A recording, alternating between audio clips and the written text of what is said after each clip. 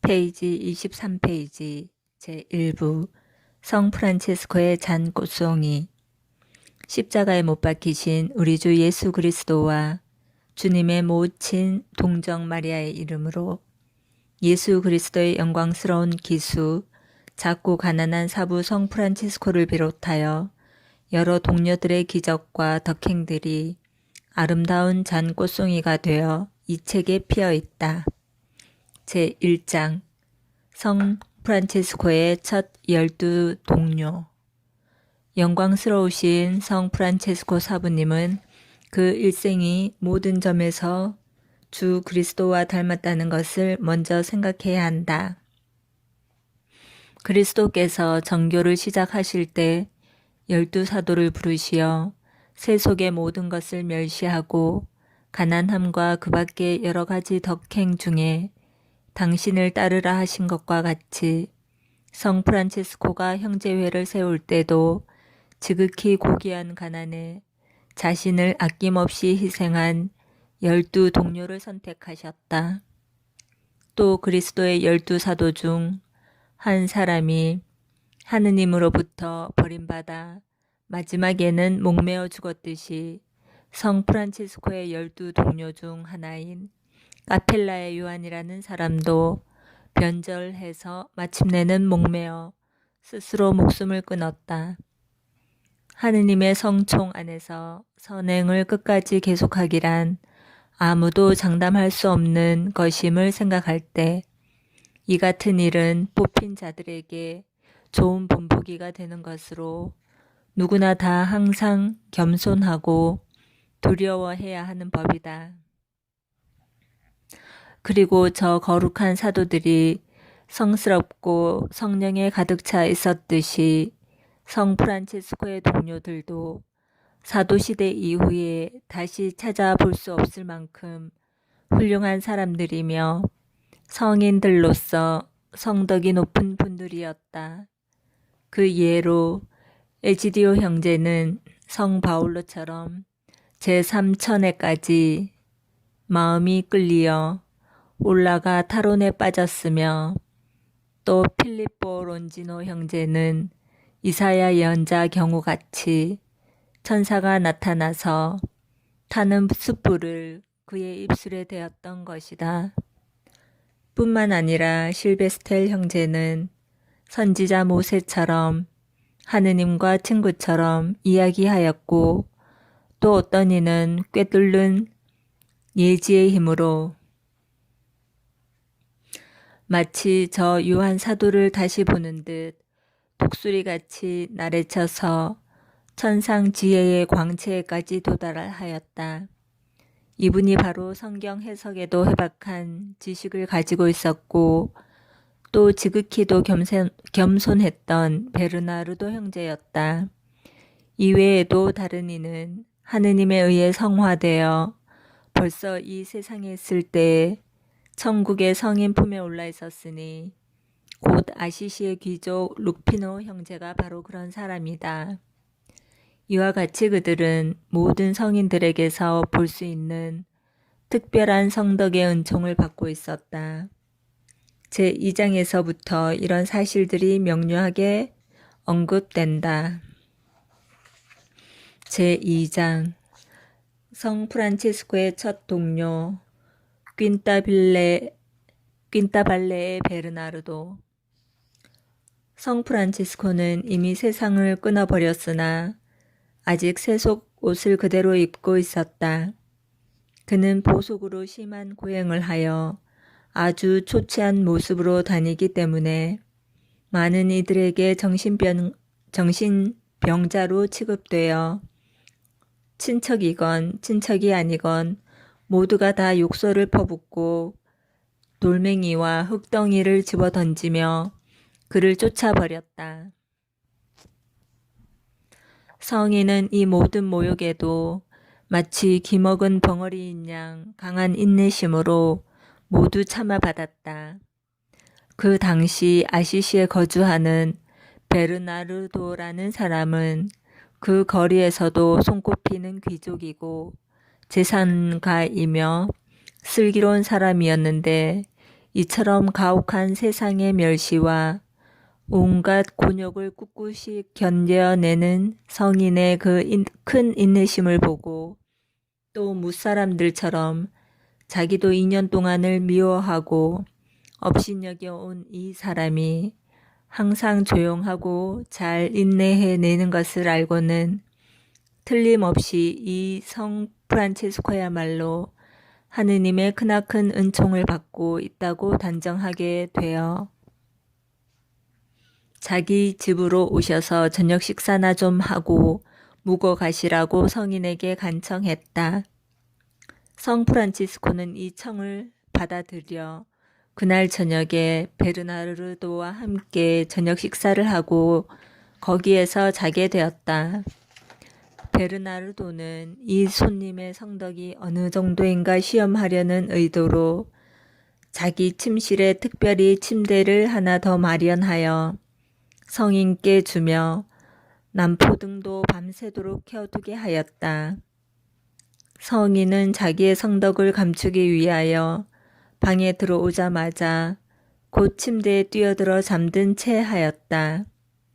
조금 후에 베르나르도도 똑같이 침대에 들어가 큰 소리로 코를 골며 깊은 잠에 빠진 척하자 성 프란치스코는 베르나르도가 정말 잠자는 줄로 믿고 살며시 일어나 눈과 손을 하늘로 높이 들어 지극히 큰 경건과 타오르는 열정으로 나의 하느님, 나의 하느님 하고 부르면서 기도하기 시작했다. 이와 같이 성인은 초저녁에서부터 날이 셀 때까지 많은 눈물을 흘리며 그저 나의 하느님이라고만 계속 되풀이했다. 성 프란치스코는 타락한 이 세상을 불쌍히 여기시어 황송하옵게도 자신을 낮추어 오사 작고 가난한 프란치스코 자신뿐만 아니라 다른 사람들 구원도 베풀어 주시려는 전능하신 하느님의 자비를 생각하며 감탄한 나머지 이 말만 한 것이다. 그때 예언자와 같이 하느님께서 자기와 자기의 수도회를 통하여 이룩하시려는 놀라운 일들을 예견하고 또 자기의 무능력함과 보잘것없음을 깊이 생각해 볼 때 나약한 인간의 힘만으로는 도저히 안 되며 성인 자신이 이룰 수 없는 이 일을 오직 하느님께서 자비와 전능으로 대신하여 성취시켜 주시기를 울면서 애원했다. 베르나르도는 남포동 불빛을 통해 성령에 감도된 프란치스코의 행동을 지켜보았다. 그리고 그의 입가로 흘러나오는 기도 소리를 묵묵히 생각해보는 동안에 성령의 감동을 받아 마침내 자기 생활을 바꾸고 싶은 마음이 생겼다. 아침에 그는 성 프란치스코에게 저는 세속을 버리고 무엇이나 명하시는 대로 당신을 따라갈 것을 굳게 제 마음속에 결심했습니다. 하고 말했다. 이 말에 성 프란치스코는 속으로 크게 기뻐했지만 이렇게 말했다. 베르나르도 씨, 당신이 말씀하신 것은 매우 크고 어려운 일이니 이 일에 관해서 주 예수 그리스도의 가르침을 반드시 알아보아야 합니다. 그러면 그분께서 친히 그분의 뜻을 우리에게 보여주시고 또 어떻게 우리가 그 일을 해야 할지 가르쳐 주실지도 모릅니다. 그러니 함께 주교관으로 가십시다. 그곳에 훌륭한 신부 한 분이 계십니다. 그 신부님께 미사 한 대를 드려달라고 부탁드리고 미사 참례를 한 후에 삼시경까지 기도합시다. 그러고 나서 미사 경본을 3번 펼쳐볼 때 그 열린 부분에서 우리가 택해야 할 주님의 뜻을 계시해 주시도록 기도합시다. 베르나르도도 그게 좋겠다고 대답하므로 둘이서 길을 떠나 주교관까지 갔다. 미사 참례를 하고 삼시경까지 기도한 후에 신부님은 성 프란치스코의 청에 따라 미사 경본을 들고 십자 성호를 그은 다음 우리 주 그리스도의 이름으로 그것을 3번 열었다. 첫 번에는 복음 성경 중에 그리스도께서 완덕의 길에 관하여 질문해 온 청년에게 하신 말씀이 나왔다. 당신이 완전한 사람이 되려거든 가서 당신의 재산을 다 팔아 가난한 사람들에게 모두 나누어 주시오. 그런 다음 와서 나를 따르시오. 두 번째로 편히 그리스도께서 사도들을 정교하러 보내시면서 분부하신 말씀이 나왔다. 길을 떠날 때 아무것도 가지고 가지 마시오. 지팡이나 식량 자루도 가지고 다니지 말고 신발이나 돈도 가지고 다니지 마시오. 주님은 이것으로서 먹고 마시는 걱정을 하느님께 맡기고 거룩한 복음을 전하는 이외의 딴 마음을 먹어서는 안 된다고 가르치신 것이다. 마지막 3번째로 편 미사경본에는 다음과 같은 그리스도의 말씀이 쉬어 있었다. 나를 따르려는 사람은 누구든지 자기 자신을 버리고 제 십자가를 지고 따라야 합니다. 마침내 성 프란체스코는 베르나르도에게 이것이 바로 그리스도께서 우리에게 주시는 권고입니다. 그러니 가서 지금 들으신 바를 모두 실행하십시오. 황송하게도 우리에게 복음의 길을 가르쳐 주신 우리 주 예수 그리스도께 기쁨이 되기를 바랍니다. 하고 말하였다.